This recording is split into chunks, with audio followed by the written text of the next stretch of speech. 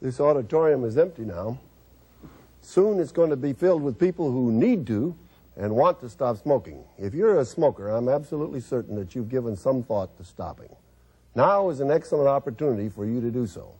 I'm Dr. Arthur Weaver, a cancer surgeon, and I've had considerable success in helping people stop smoking. If you'll join the group right here in this auditorium, you also will be able to quit. We're going to give you the principles. We're going to tell you how. We're going to see you through the withdrawal process. I have no question. Join us. You'll make it.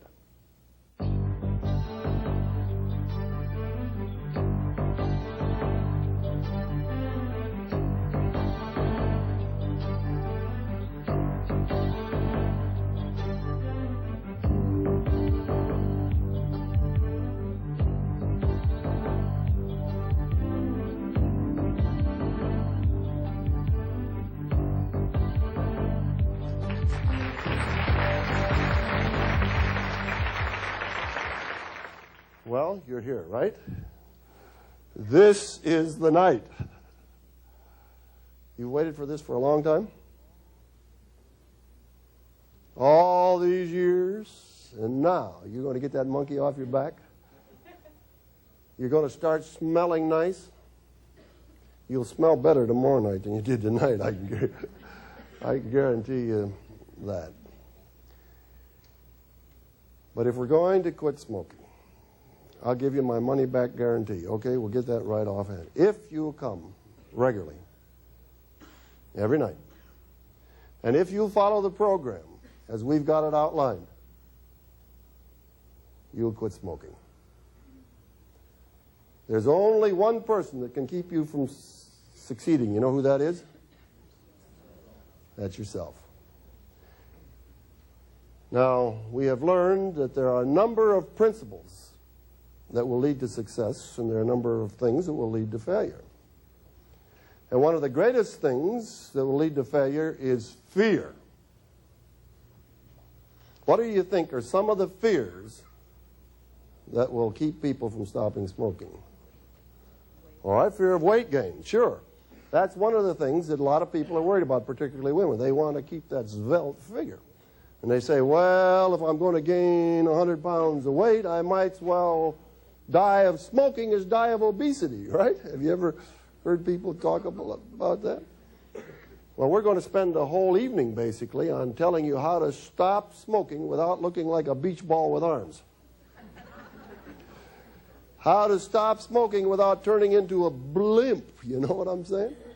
We've got the principles, and if you listen to them well. But no one will ever gain enough weight so that they will be as much risk after they stop smoking and gain the weight as they would be with continuing smoking. To carry about the same risk as the person who smokes a pack of cigarettes a day, you'd have to gain 80 pounds once you quit smoking. And no one is going to gain 80 pounds. And if you think that you have a tremendous weight problem, I'd like you to talk with me, and I'll give you some personal suggestions and some personal people I know that can help you with the weight problem. Right now, if you're a smoker, your greatest single problem, your greatest single health risk is your smoking habit. So fear of weight gain is one thing. What are some of the other fears that might keep people from stopping smoking? Fear of failure, yes. You've already failed once or twice. You've tried that, you know, the 2019, 18, 17, 16. Said you're going to do it, and then you didn't, and then you went back. Now, the only thing that can keep you from stopping smoking, if you failed before, is failing to try again. And it's true that a lot of people quit and then go back. But if they will grow and learn from their failed experience. When you started walking, do you think you ever fell down? Yeah, if you stayed there on the ground, would you have ever learned to walk? No, you bounce back up and you go right on walking again. Sure, if you failed before, let's grow and learn from the past experience, and let's make this one the time when we opt out, huh? Wouldn't you like to walk out of here next Monday night feeling good about yourself, saying, you know, I finally got this thing. I got it, Doc. I got it. There's not going to be any problem. One of the fun things I have is coming back to the clinics and having people come back that have stopped. And a lot of times, those people come and help me with the program. So I thought I'd introduce you to a couple of people. I don't know whether I can see them or not, but is Karen back there? Yes. You're looking good. Well, thank you. Not only that, she smells a lot better than when I first met her. Oh, yeah. You smell a lot better. Yeah, you do. You know, the smokers don't know that they stink. No, they don't. Not at all. But every non-smoker knows it. Mm-hmm. You know, the woman, she puts on that little perfume, and she goes walking down the street, and she thinks everybody smells the perfume. They go back and say, well, there goes another smoker. You smell good. I know, everybody at work stinks, but I don't. Yeah, isn't that good? Now, which program was it you came to? The first one was here last year. Oh, you came last year. And what happened? I was so proficient at it, I came again in November. Did you get off last year? Yeah, I did for 5 months. 5 months. Mm-hmm. And then what happened? And then I started smoking again. Why? Probably because I started drinking again. Uh-huh. That's my trigger. That's your trigger? That's my trigger. Yeah, well, we'll talk about that as we go along, but it's interesting, isn't it? She got off for 5. Well, you're feeling pretty good then? Oh, yeah, I was feeling great. Now, Thursday night, we're going to talk about how to keep on keeping off. Now, you must have forgot that lecture. Yeah, I probably did. I wasn't paying attention. Went to sleep. No, I thought I was ready for it, and I wasn't. Mm-hmm. Anyhow, you got off for 5 months, and that was a learning experience for you. And then what? Then I started back, and I felt bad because I couldn't exercise anymore. Couldn't do half what I used to do. And then I heard the program was coming on again, and I decided to come again, and it worked again. And in November, you came to the one in Novi, and you quit again. Again. How do you feel about it now? A lot better. I'm a lot more confident about it. What do you think you can do differently this time? Well, I don't drink. Oh, you No. No, not at all. You quit drinking? Quit drinking, yeah. Hey. And I pray a lot. You pray a lot? I pray a lot. You're renewing those spiritual resources? Yeah, and it helps. It helps a lot. And what do you think? What's the advice you got for these people here? Is they sitting here nervous tonight and wondering how they're going to make out? Pay attention, definitely. Don't go to sleep. Don't go to sleep. And it only hurts for about 3 days, and that's the honest to God's truth. After about 7-8 days off of cigarettes, I could actually go one full day and not even think about it. You think these people are going to love being free from smoking? They are going to love being free from smoking. You think smoking. we ought to wind them up here together? You want to help me direct them? Okay, I'm going to love being free from smoking. There you go. That's good. Let's give Karen a hand. Shall we do that?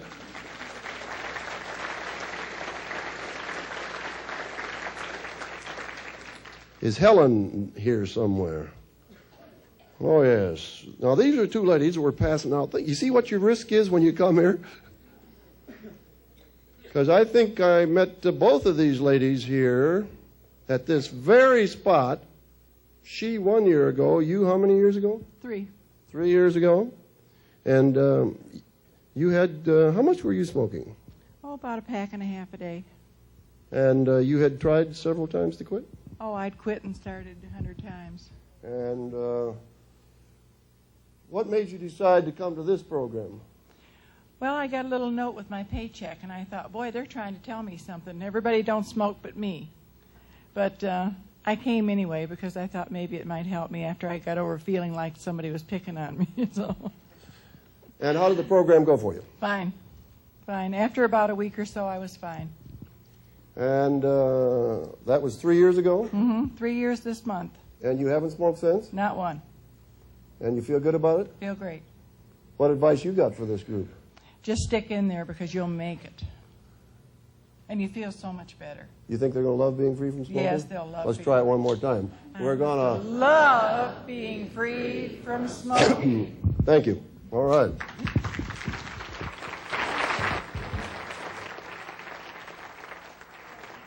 Just think, 1 year ago, 3 years ago, they were where you were at, and they're now both free. Isn't that good?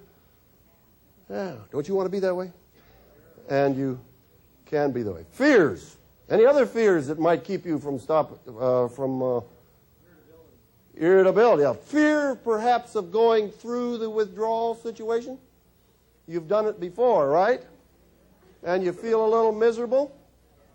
And when you begin to feel miserable, you know all addictions work the same way. You get the drug. You get addicted to the drug. Then you don't get the drug, and you feel uncomfortable. And what do you say? If I only had my cigarette, in this case, I would feel better. So 30 times a day, you feel kind of miserable.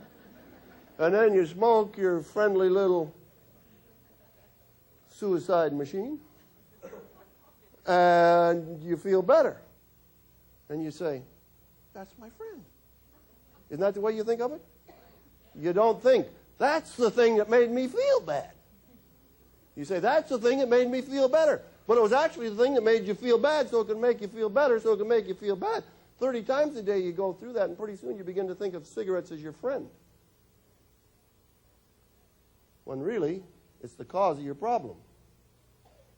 I don't care if you're an alcoholic. The alcoholic feels the same way about his alcohol. If I only had my alcohol, I'd be okay. If I only had my caffeine, I'd be okay. If I only had my amphetamine, my crack cocaine, or whatever it is, they all work the same way. The person who's addicted feels like this is what he needs to be normal.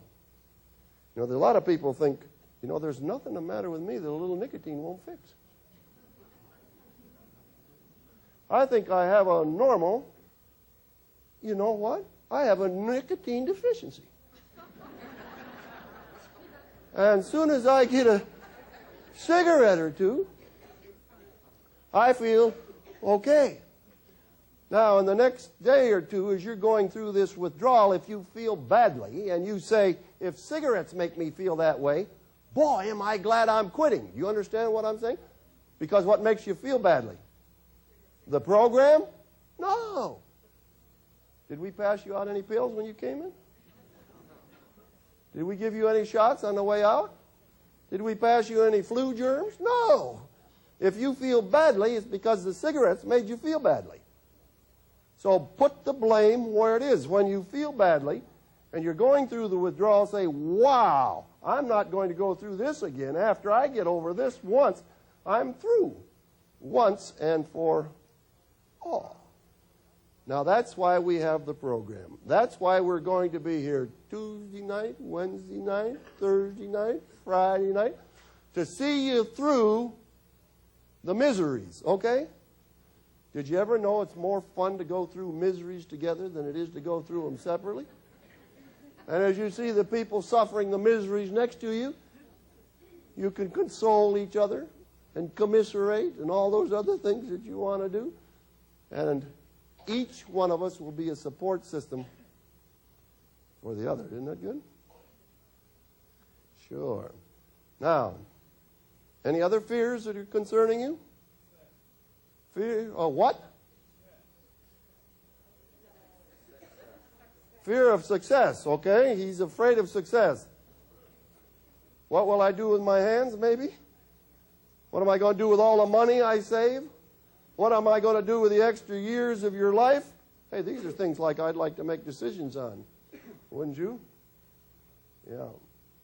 Okay, now, we noticed several things. One of them, that assumptions determine our behavior.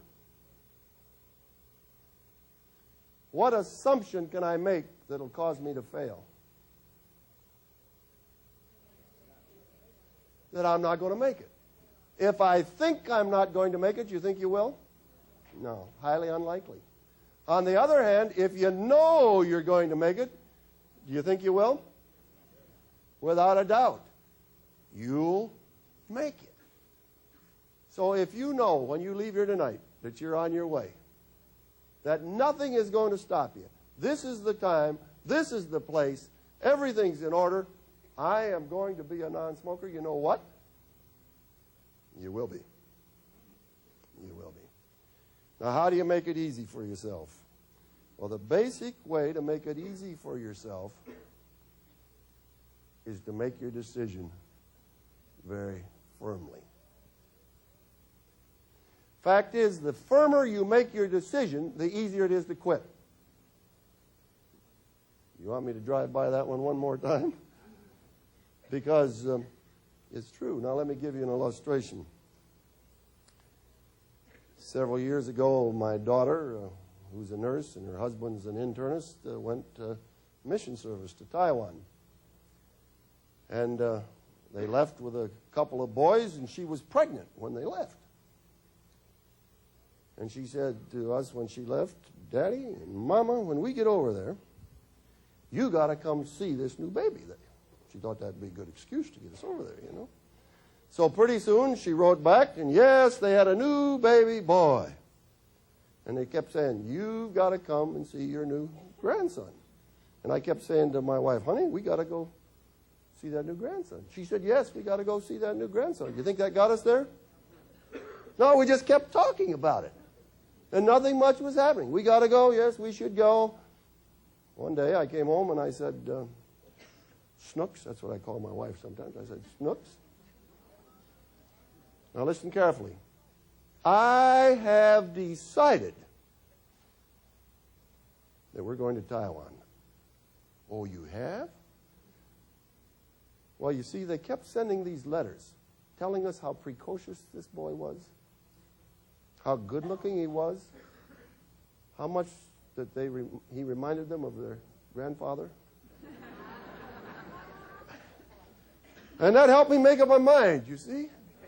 So I said to her, honey, I have decided we're going to Taiwan. Oh, you have? Have you bought the tickets? Yes. And I told them at the office, cancel the office for the month of November. And I told them at the operating room, don't look for me. I'll not be there. You can use that operating room. Do you think we were on the plane come November 1? Yeah. Why were we on the plane? Because we had decided. But no, notice this. We had not only decided, but everything we did afterward, we made in conformity with that decision. Now, if you leave here tonight having decided to quit smoking, and then every step you make afterwards will be in conformity with that decision, it won't be nearly as tough as you think. Now, maybe I can illustrate it by talking about my addiction. Chocolate-covered nuts. I love chocolate-covered nuts. So one time, you see, I take a look at myself in the mirror and I say, honey, I'm getting a little fat. Well, she says, why don't you do something about it? Oh, I say, I think I will. Well, what do you plan to do? Well, I plan to give up all sweets. That's a good idea. But there's one thing I should tell you. What's that? You know your friend Joe? He knew it was your birthday. He knew how much you'd like chocolate-covered nuts. And you know what came in the mail today? A 3-pound box of chocolate-covered nuts. So she brings them out, and I take off the cover, and there it is.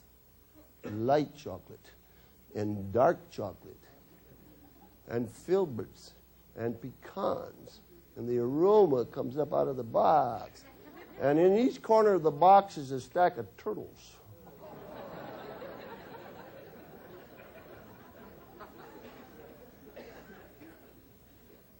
So I say, I really should go on a diet.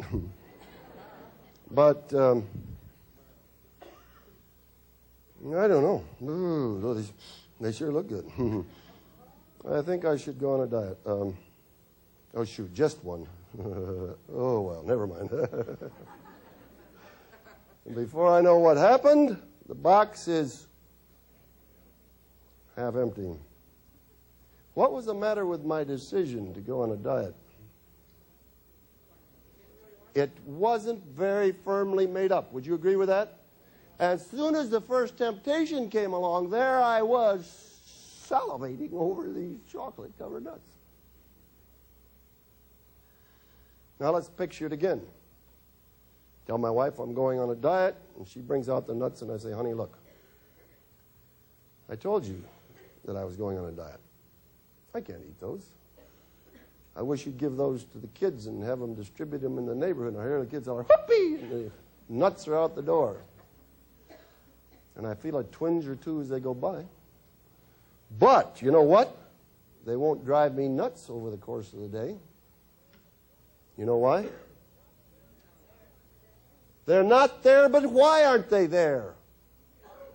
Because, you see, I made up my mind firmly. And the fact is, when the nuts went by, I kind of threw my shoulders back and I said, you really did it to them, Arthur. I'm proud of you. You see what I'm talking about, making up our mind firmly? Maybe I could share a parable with you. Now, you understand what a parable is?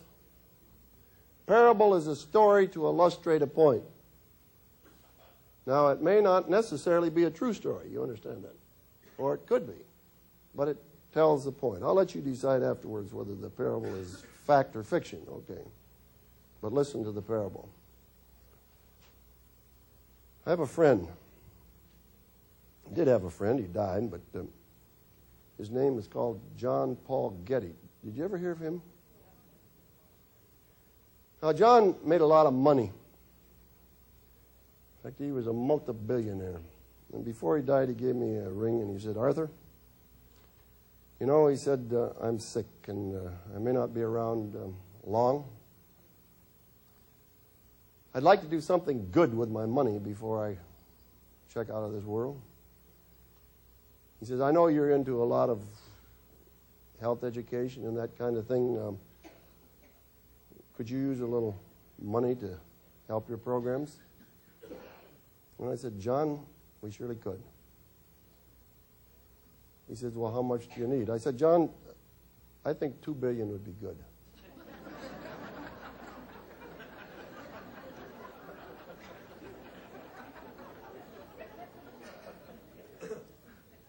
So he sent the money.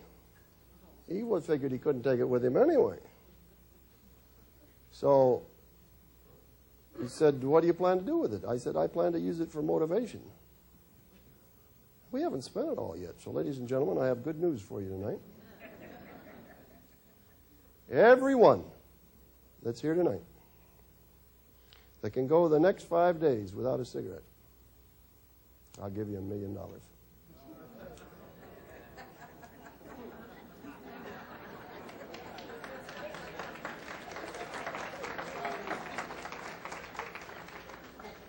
Now, how many think you can make it? Raise your hands.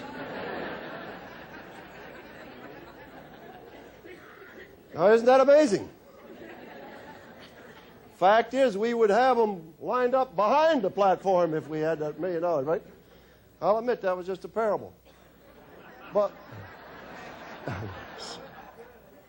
I think it illustrates the point. Let me ask you a question. If there's $1 million riding on it, do you think you'd carry cigarettes around in your pocket just in case? I guarantee you that everyone here would get that $1 million. Do you believe that? Some of you would say, lock me in the room, slide the food under the door, call me at the end of 5 days.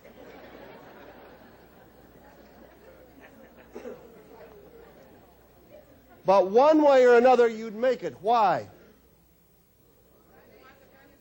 Because, you see, you would consider the trade-off worth it, right?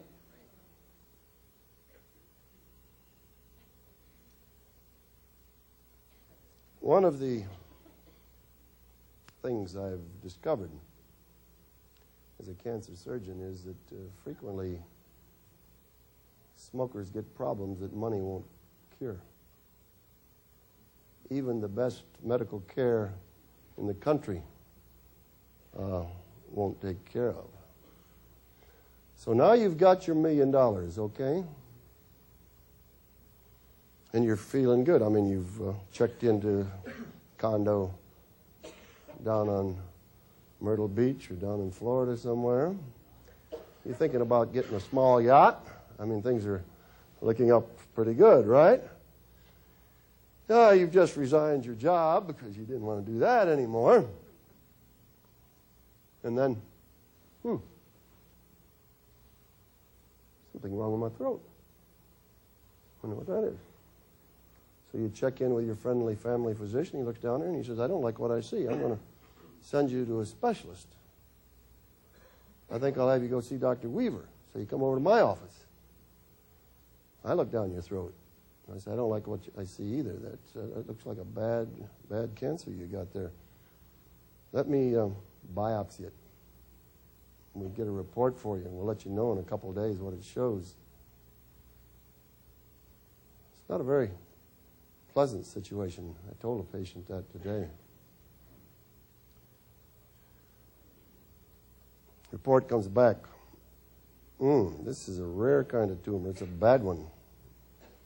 Up till now, it's been 100% lethal, but there is a new treatment just came out for it. It's kind of expensive. It's going to cost you $1 million. Would you pay it? Yeah, and be tickled to death that you had the $1 million with which to get it? I don't know whether you've seen where I've taken you or not, but you can do something for yourself in this clinic that could be worth more to you than $1 million. I've got patients in the hospital today that would give me everything they could come up with if I could guarantee them they'd not die of that cancer. Some of them will. And practically all of the cancers with which I deal are cigarette-induced cancers. I was talking with one of my interns today. He'd just been home and said it was the first Christmas without Mom. His dad's a physician. I said, what'd she die from? Lung cancer. He says, I tried for years to get her to stop smoking. He said it was a lonely Christmas. I mean, that's pathetic, don't you think? And I've run into a lot of You get me preaching sometimes, but you put up with that, will you? Because, it's sort of sad when you stop to think that people will get diseases that could easily be prevented by making appropriate decisions. Remember one day, a patient says, Doctor, you've got to get me out of this hospital for 2 weeks. Give me IVs, give me chemotherapy, do anything for me. Well, just get me out of here for 2 weeks. If I have to come back then and die, okay, but I got to have 2 weeks. I said, that's a peculiar request. Why is that? Well, my only daughter, my great love, is getting married. And I got to go to that wedding. They canceled the wedding and held his funeral. I mean, that's pathos. You can do something for yourself in this clinic that even $1 million might not be able to buy for you. Are you listening to me? And only you can do that for yourself. Now, you've wanted to stop smoking for a long time, haven't you? Now, we've got everything lined up here. The ducks are in a row, all right? All we've got to do is make it work. How many here find the cigarette habit too expensive? Let me see your hand. Yeah, I really feel so sad. You know, I pull up to a gas station, and I go in there and to pay for my gas, and here comes some poor soul and says, give me 3 packs of cigarettes and $2 worth of gas.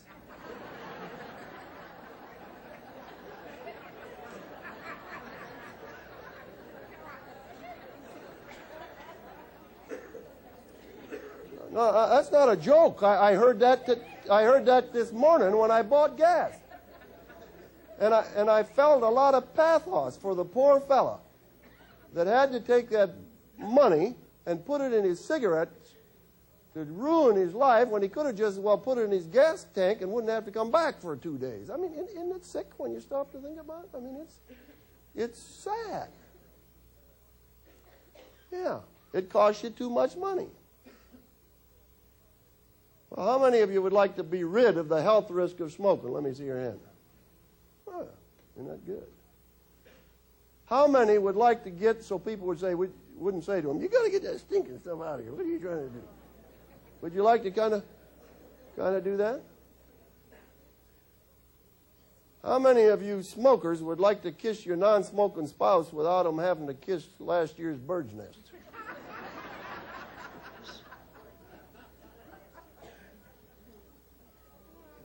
Yeah.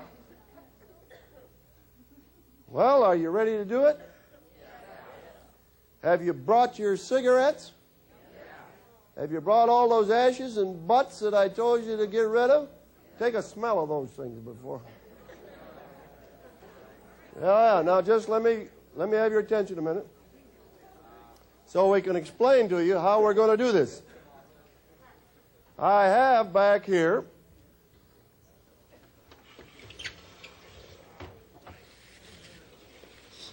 a big trash can. Now listen carefully.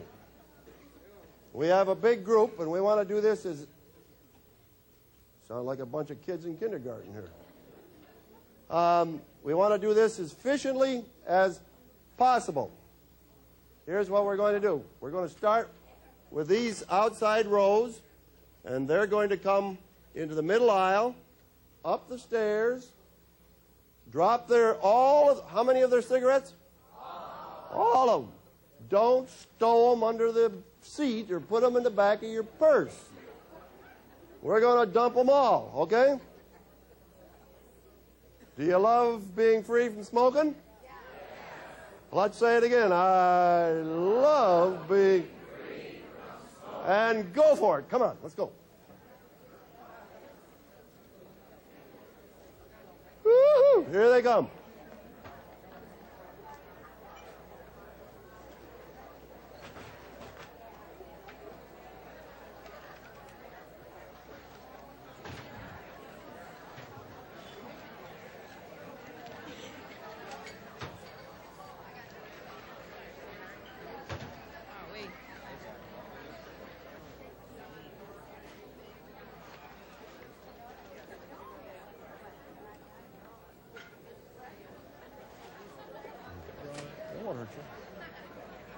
Blood pressure will be good.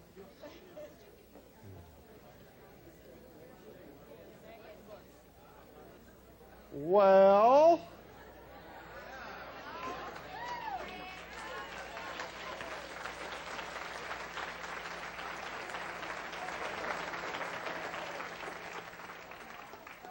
my only fear is, how do you get a toxic dumping permit? I don't know what landfill will accept this. We may have to call in the, the Environmental Protection Agency or something. This really stinks up here, ladies and gentlemen. I don't smell too well, but that's bad. Well, we hope I won't die of consumption before the evening is done. But I'm proud of you. How do you feel about it now? Anybody a little... nervous about it all?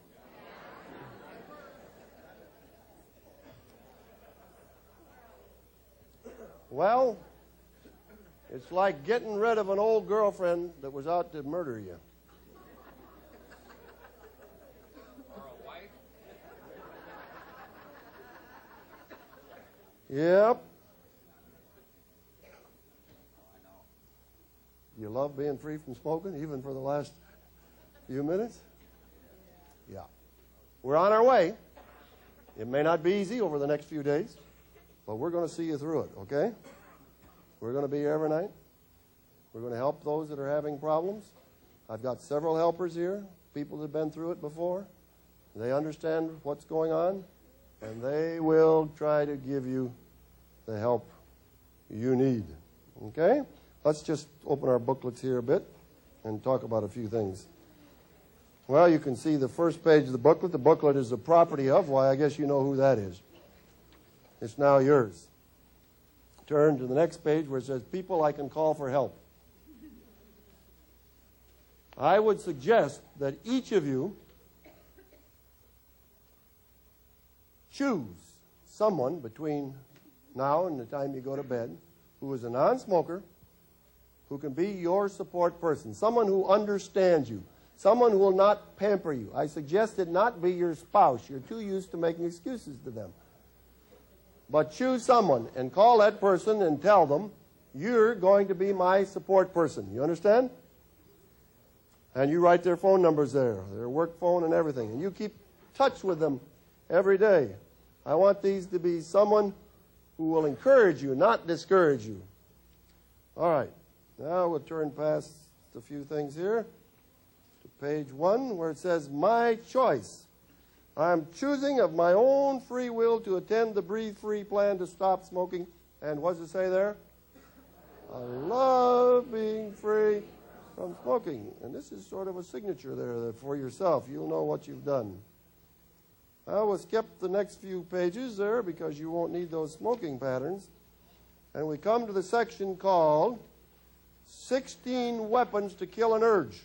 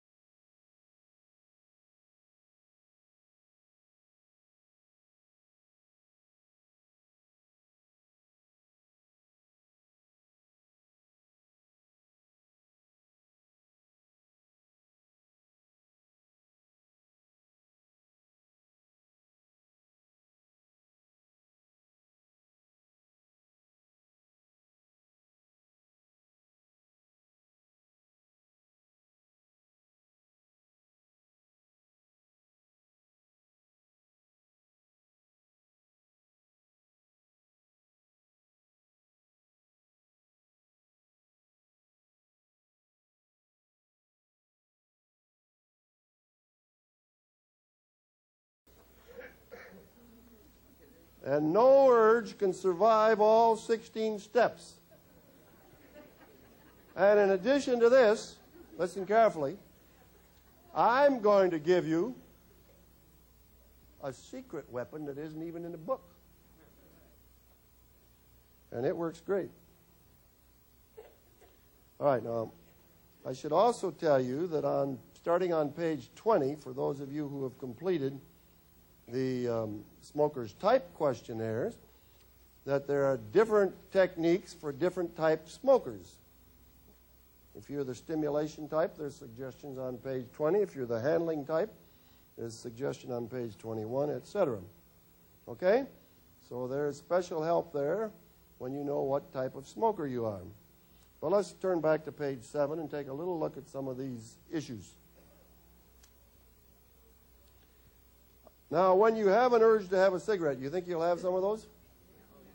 Yeah, you'll have a lot of those. So we got to knock them down, right? We got to knock them down. And I'm going to suggest that when the urge comes up, you start with number 15. And what do you say? I love being free from smoking. Even though I feel this urge, I'm not going to go back, you know? I've made this decision. I love it. But was that a good idea to have a cigarette or a bad idea? Bad idea. And that's where we need the secret weapon. And that's the only aversive thing we got. And when you came in, we gave you your door prize, a little rubber band. So when you have that urge to have a cigarette, you see, what do you say? I love being free. But you know, that was a bad idea.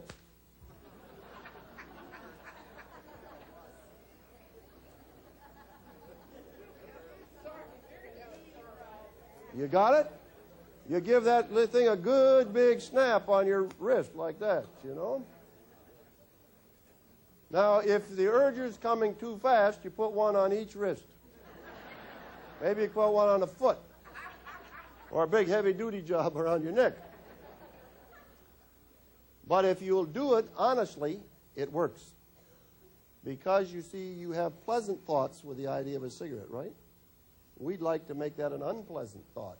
And that will psychologically drive down the urges. You see, pretty soon the urge will start to come up. I don't want a cigarette. I know I don't want a cigarette. I wouldn't even think of a cigarette. And if you do that, excuse me, if you do that efficiently, it'll drive down the urge. Some people have told me that was the most helpful thing in the whole program. I was driving down the freeway one day, and a fellow behind me was honking his horn. And he kept honking his horn.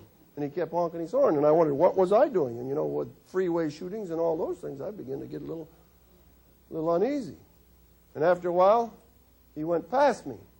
And when he went past me, he held up his hand, and I saw a big rubber band around his wrist, and he went like this. And I recognized him.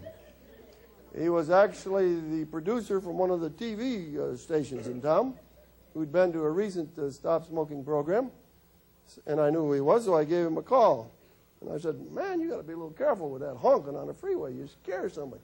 Oh, he said, I wanted you to see my rubber band. He said, that's the thing that got me through. He said, when I die, I'm going to be buried with that thing on my wrist. And when they dig up my skeleton, they're going to say, I wonder what the cultural significance of this rubber band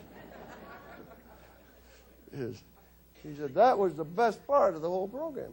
If you use it effectively, it will work. But it only works if you work it. So when you have an urge, what do? You say, I love being free from smoking. And then give yourself a good crack.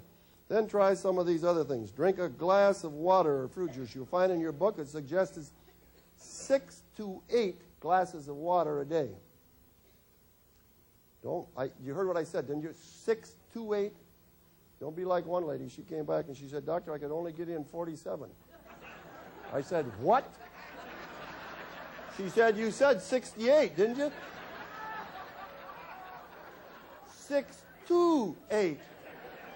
You got it. 6 to 8 glasses of water. Take some big, deep breaths. Maybe you can practice that right there.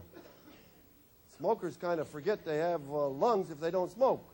Well, just take some big, deep breaths. People find that very relaxing. One of the most important things is when the urge comes, stall, split. Get up. Go for a walk. If you can go outside, go outside. Spin around a little bit. Remember this. The urge to have a cigarette comes in waves. Now, some of you are going to think you're on the beach during Hurricane Hugo. I mean, the waves are going to be kind of high, and they're going to be kind of frequent and kind of inundating. But did you ever go swimming in the ocean? You know, you're standing there kind of hip deep in water, and all of a sudden this big swell comes in, and the ground disappears from underneath you, and you start splashing around. You think you're going to be carried out to sea. The sharks are going to get you. You wonder what's happening, and you're really alarmed, and then all of a sudden the swell goes by, and there you are, hip deep in water again. Have you ever had that experience? Well, the same thing will happen now that you're quitting smoking. You think, that's the time to split. Get out, get a drink of water, get a drink of fruit juice, take some deep breaths, call your support buddy. You see, we got all those things there. Stretching exercises, calisthenics, count backwards, starting from 100. That'll take you a while. Work on a hobby. Brush your teeth with mint toothpaste. Take a warm shower followed by a cool shower. Then rub the body gently with a washcloth, etc. A lot of things there. You can read them. We'll talk a little bit more about them tomorrow night. If you do all of those things before you smoke, you know what? The urge will be gone, and you say, got rid of that one. If it didn't go away, pop this one 2 or 3 more times, and that'll get rid of it. All right, let's turn to page 30 of your booklet.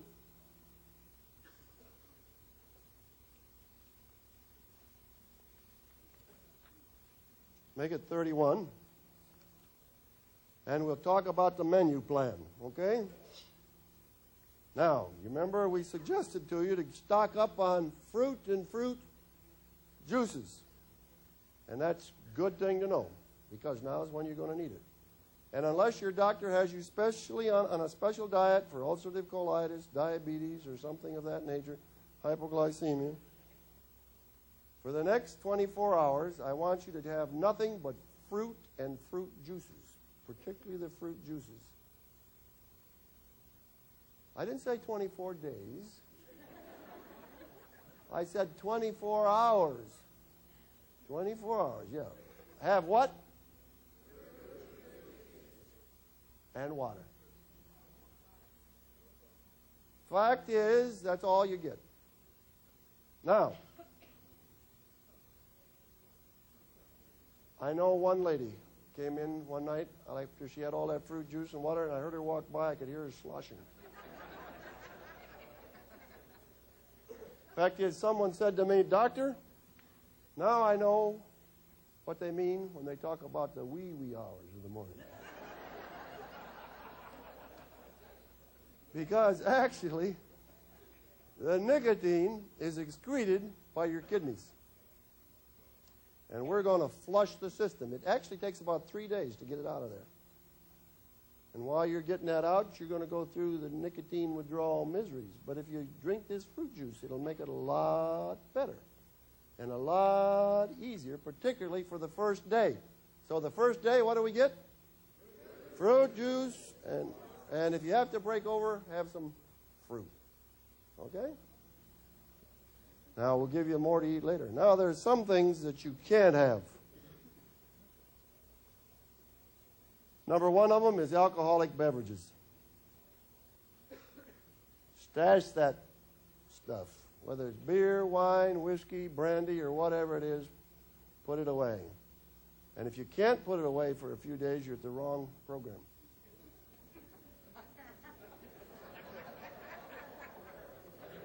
No, I'm serious. If you're a chronic alcoholic and you can't leave off alcohol, you have a problem you need to take care of first. That's the alcoholism. It's very difficult to stop smoking while you continue drinking. So check in with your friendly Alcoholics Anonymous or some other group such as that. But leave the alcohol off. What is it? 7 Crown, 3 Roses, 2 Old Crows, all of that stuff. Beer, wine, whiskey, brandy. Put it away. Stash it, smash it, hide it.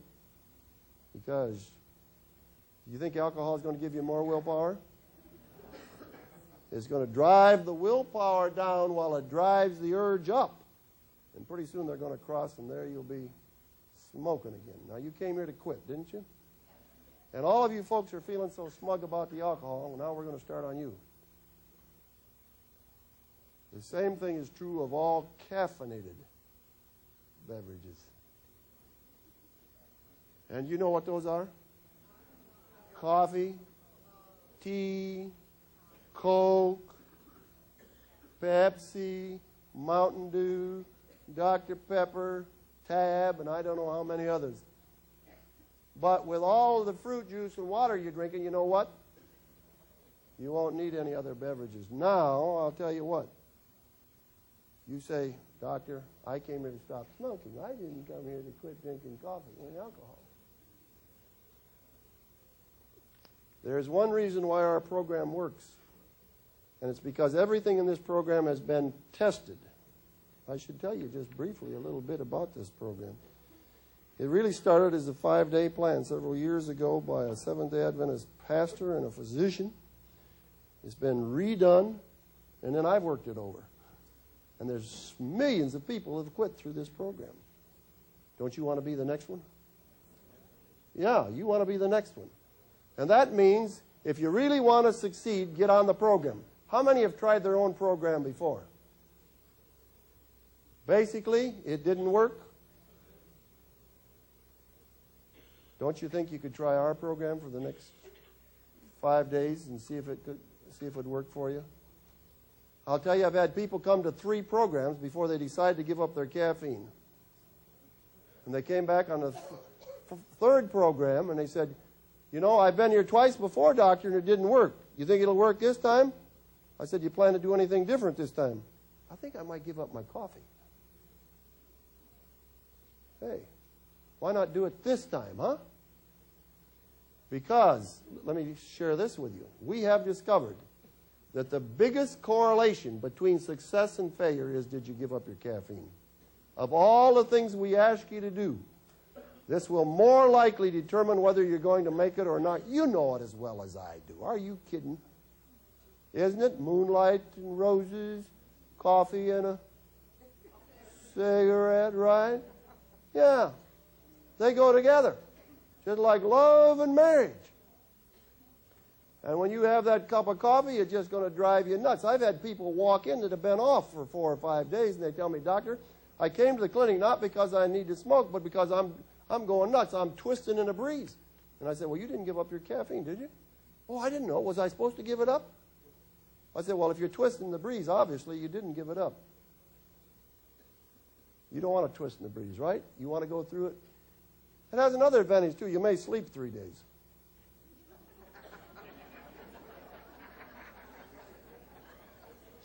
Fact is, there was one lady I was talking to on the second day, and I said, how's it going? She said, I only had a few bad times. I said, when was that? She said, when I woke up.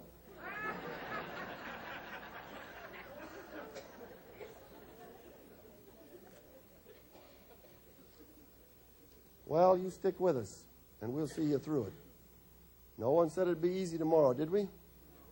But you're here, right? You plan to come back, right? I'm going to make a contract with you. Would my helpers pass out that contract right now, quickly? I'll tell you while they're passing out my part of the contract. Be the good Lord willing, I'll be here Tuesday night, Wednesday night, Thursday night, Friday night, and next, could I have one of those too, Floyd? I might need one. Thank you. Next Monday night. I've given you this piece of my life, okay? Because I care. I ask that you do the same thing. And we're going to ask you to see if you'll sign this agreement with me as soon as you have this piece of paper. Maybe while we're waiting on it, I can start talking. And you can check them as you're able to. Now, if you're willing to agree to the things that I ask you to agree to, you just put a little X there or a little check, okay? I agree to attend all sessions of the program. If you're willing to do that, put an X. That's all remaining sessions. I agree to complete all class assignments. You got a couple tonight. If you're willing to cooperate by that, put a little X there. I agree to keep in daily telephone contact with my support person. I agree to follow a lifestyle that will help me remain a non-smoker, help me become one and remain a non-smoker. And that means following some of the suggestions I just gave you, if you're willing to do that. If you've not already stopped, are you willing to quit cold turkey now? Put an X there. If you're willing to respond to a short questionnaire or a phone call so that we can continue to evaluate these programs, please check it. And if you're willing to accept at least one opportunity after this clinic is over to help someone else in the community with a stop smoking program or something else, you check that. Okay? And then you print your name, you sign it, you date it, and you give us your daytime phone.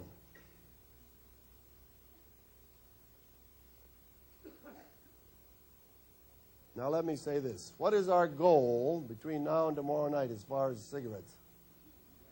None. Let me also tell you, it's easier to have no cigarettes than it is 1, 2, or 3 cigarettes. Let's go back to my candy illustration. Would it be easier to have one piece of candy from that box or no pieces of candy from that box? It's the same way with cigarettes. When you take that cigarette, it turns you back into a smoker again. And then you've got to withdraw from that one too, in addition to the one you were drawing from before, and it's a little bit like going into labor and not delivering the baby. It isn't very pleasant. Yeah. So the goal is what? No cigarettes. Now, if you happen to slip, should you abandon ship? No, come on back anyway. Listen, we guarantee to get you off one way or another. We even have a live-in stop smoking program for people who can't make it any other way. A health camp, I'll tell you about that later. But you're here. Somebody's already volunteered. Well, listen here. Our job is to get you off now, but in any case, don't abandon us, all right? Don't abandon us. Come back even if you have to sit on the floor. Wasn't that bad, was it? No. You think it's worth it? I'll tell you, better to sit on the floor than lie on the operating table. Whew. Got 2 of them scheduled for tomorrow. Okay. How you feeling? You feeling good? Do you love being free from smoking? I love being free from smoking. Now, we'll be back here tomorrow night, right? In our usual place, and we're going to have a lot of fun. We may feel miserable, but we'll still be having fun. God bless you, and good night.